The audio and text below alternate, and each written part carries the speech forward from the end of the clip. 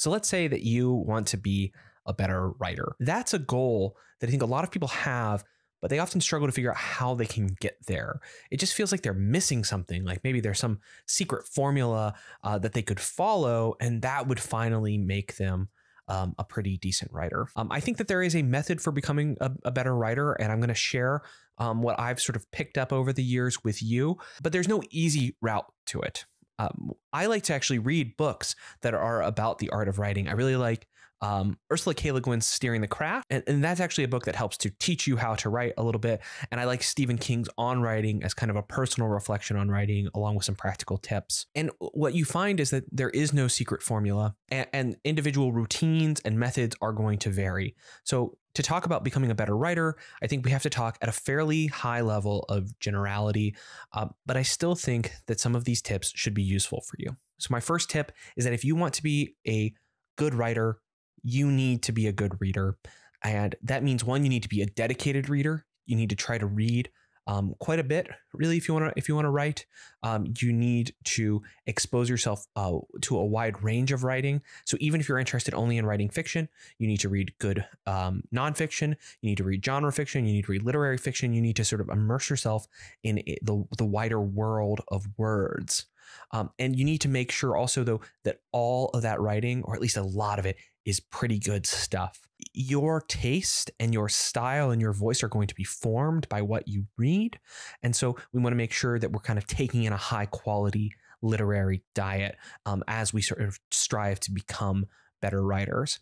Now, let's say you want to write like genre fiction or something like this. You really want to write a fantasy novel. In that case, not only do you need to read high quality prose elsewhere, but you need to read the best of the fantasy world as well. That goes for any kind of writing. If you're a philosophy student, reading good prose in general is great. Reading the best philosophy also is going to help quite a bit. So find those good books, those good essays, those good articles, start writing. I'm going to provide some examples of what I think are truly great prose, and I'm going to put those with links down in the show notes. So my second tip actually kind of comes from an apocryphal quote. It's often attributed to Ernest Hemingway, and it's the command to write drunk and edit sober. Now, Hemingway didn't say this, and I actually don't advise drinking in order to write. That way danger lies. But I do think that there's something close to that command that's pretty good advice. And that is that you should write without inhibition, and that then you should take some time off and then go edit with clarity. When you write without inhibition, what I mean is the stuff that you put on the page is not yet for public consumption, and you shouldn't really be thinking about your audience yet. You just need to write.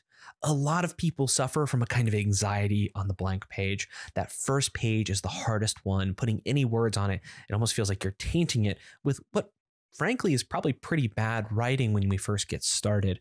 I feel this way every time I start a project. You know, I've written like philosophy articles. I've tried to write popular articles. I've done some blogging and stuff. And I feel like I got better at all of those things, but I've also been trying for quite some time to try to write a novel, and I have never been able to crack that code.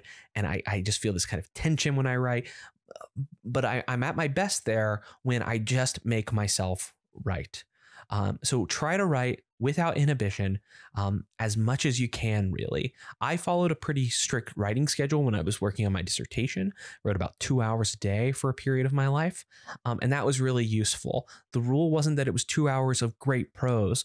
The rule was it was 2 hours of prose.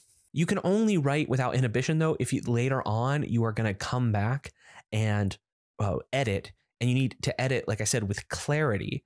What I mean by editing with clarity is that, one, you need to have time in between your writing and your editing sessions. You cannot edit what you have just written. It's just too close in your mind. You're going to start to feel drained. You're not going to be able to objectively assess what you've written. But also you need to come back in a fresh state. I mean, really separate it by a day, a week, a month sometimes for certain kinds of writing, and don't treat editing as that kind of busy work that you just need to go in and fix your commas or something. Treat editing as a place where you're gonna find the greatness that is hidden within all of that volume, that mass of frankly kind of mediocre prose. You are now diving into your own work to assess what is good and what is bad. And you want to take the good stuff and you want to really refine that good stuff. Just as someone who graded a lot of student papers when I was working on my dissertation and I was teaching at a couple of different universities, you can tell when a student has done a little bit of editing. Light editing is a dramatic leap forward. And when I was working on my dissertation, I was editing over and over again. And that is pretty crucial, really. It's the only way to refine both the quality of the prose, but also to refine those other aspects of your writing.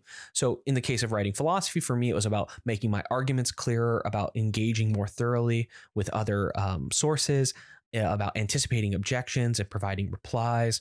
If I were writing a novel, it would be about working on developing my characters, making my themes a little more explicit, finding new intricacies in the storyline, something like that. So it's not just about fixing up things on a sentence by sentence level, but you're really considering the work as a whole. While you're in the editing process, you should also cut ruthlessly. I say ruthlessly for a reason.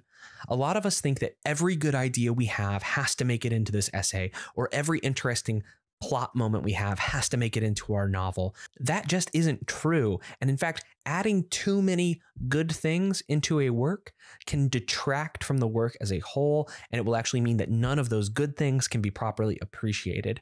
Not every good idea has to make it into that essay. Take out some of those cool character moments in that novel and think maybe you'll reuse it in a future one.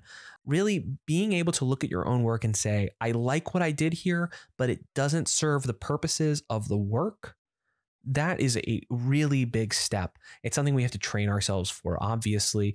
And you should get used to trying. Again, we are all about practicing and practicing our writing. We are trying to refine the craft of writing, and that takes time and that takes effort. But this is how we can get started. Oh, and when I say cut ruthlessly, I don't mean delete. You might want to hold on to what you've written, put it into another document, find a different way to save it. It doesn't mean delete it forever. Just get rid of it from that particular document. All right, and for my final tip, I want to introduce you to a principle. I actually picked up this principle from a chess grandmaster who talked about it online as part of a training program to become better at chess. But he, I think, picked it up from the martial arts world, and I think it applies just as well to the writing world. And that's the principle of plus, minus, and equals. So the principle of plus, minus, and equals basically says that in order to improve on something, you need to have your plus, and that is a person who is above you, who's a kind of level of authority, and they will guide you and they will correct you. This is a very Aristotelian kind of point. In order to improve on something, you actually have to have someone who corrects your mistakes, because you can't even see some of your mistakes. You also need, though, a minus, and that is someone you can teach. So in graduate school, we do this really well, because while you're being advised by your dissertation advisor, you are all and being corrected by your professors when you're taking classes, you also start teaching undergrads and you start being able to fix their mistakes for them and help them improve. And then you need your equals, and that is your cohort or your group. And when you can come together with your cohort or your group, you can then, in martial arts or in chess, you would say like you're sparring, but in the world of writing, we can say that we're providing group feedback. Now, some of you will not have a plus. You won't have someone who can guide you. And some of you won't have a minus, so you won't have someone that you can guide. And some of you won't have your equals. You won't be able to form like a writing group. And I would say that while the ideal might be that you can have all three, at least for a time in your life, someone who lacks a plus, minus, and an equals, they're only able to rely on themselves. And that's really difficult. So if you could find someone to share your work with and get feedback, ideally a fellow writer, that helps quite a bit. If you can find, even if you could just find a way to go tutor writing, so help teach some middle school students on how to become slightly better writers, that itself is going to help you on your own path. Probably the hardest one for someone who is outside of a traditional school structure is finding that plus, someone who would advise you. But you could look and you could try to find a mentor, though I don't know if I would be able to find one, so I can't say that it's going to be an easy task. So none of those tips are particularly easy. And what I'm trying to give you is not that list of life hacks, that secret formula. Instead, what I'm trying to do is give you a framework for understanding how you can structure your work and try to develop some habits. Now, you might at the end of the day say, maybe I've reached my writing peak. And for some of you, maybe you'll reach that point at least where you can say, I'm writing well enough that I feel okay. If as long as it's serving your needs, that's great. But for those of you who want to keep working on your writing, I think some of those tips should be helpful. All right, let me know what you thought about this video. Oftentimes we talk about reading. This is the first time we've ever talked about writing, and I'd love to know if you'd like to see more content like this, or if you have thoughts. What has helped you become a better writer, and what would you advise your fellow writers try out? And I think that's all I have to say. So until next time, take care.